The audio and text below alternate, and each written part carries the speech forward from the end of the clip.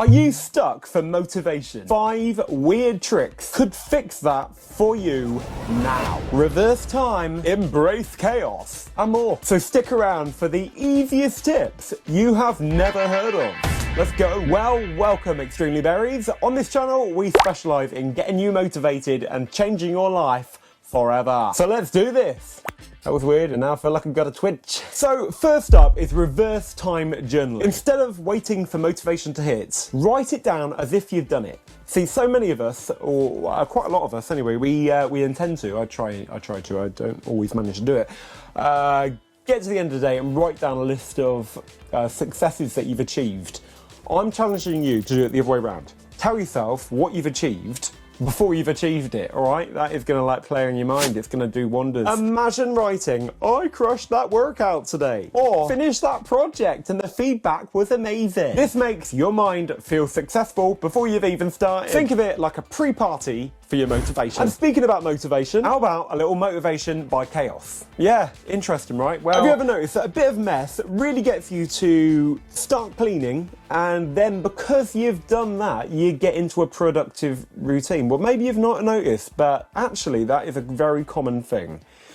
You've kind of forced yourself into productivity mode and then you just carry on. Sometimes a bit of disorder sparks creativity and energy. So embrace a bit of chaos. It can actually motivate you to get started. So let a small task pile up. Just a little bit. Or leave a bit of mess, just a little bit, maybe a bit of dishwashing or something like that. Once you start tackling it, use that chaos to get moving. Then set a timer for 10 minutes of just tidying up before you hit that actual task, and I'll tell you what, you will already be in productive mode. It's really very effective. I like that hack. Do you like that hack? If you're liking that hack and liking the video, press like on the video, please.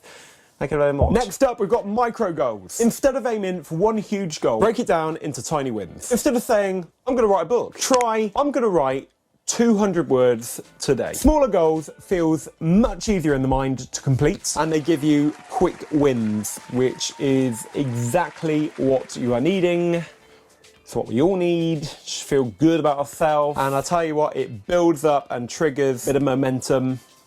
You can just keep flowing off it, you know. You've got that little high from achieving something. Ride the high.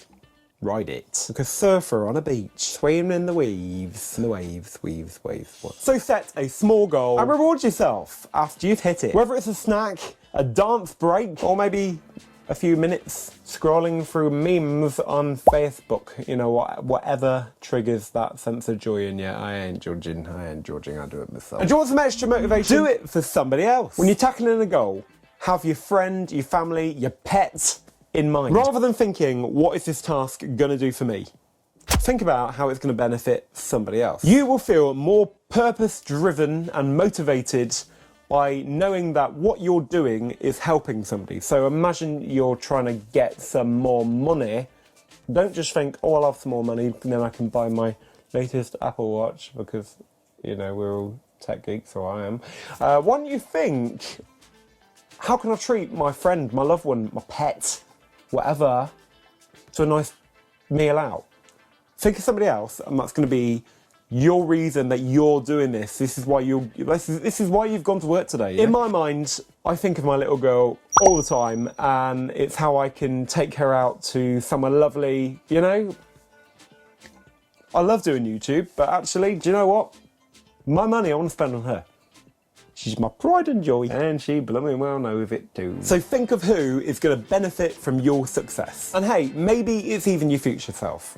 That's fine too. This all gives your goal a bigger meaning. And then you got to visualize the process. Do you know what? Most of us visualize the end result, which is great, but visualizing each step can actually really help. And it makes each step just feel that little bit less intimidating. So if you've really thought about each step on the way, when it comes to it, you're not going to be like, oh, I wanted to get successful easier or quicker than that.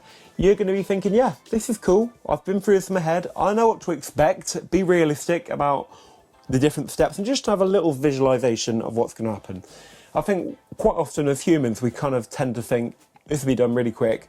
Then the next step, it's all just going to flow. But actually, visualizing each step will just make you sort of accept reality, you know, and it's not gonna come as a shock when things take that a little bit longer than you might be expecting or hoping. Why am I talking weird like that? Why? Whether it's reverse journaling or chaos creativity or visualizing the process, motivation does not have to be perfect. It just has to work. Which hack are you going to try first? I need you to let me know in the comments. And if you have found this really helpful so far, leave a like, hit subscribe, smash the notification button. Quickly check out the link in the description for the book we recommend to change your life. It's on a great deal. Hurry up and get it. All right. And do you know there is such a thing called the 2-minute tango? And if a job can be done in 2 minutes, you just need to tackle it right now. When you've done that 2-minute tango, you're just gonna be like, you're gonna be rolling. And for more on that 2-minute tango and a few other motivational hacks you've not heard of yet, check out this video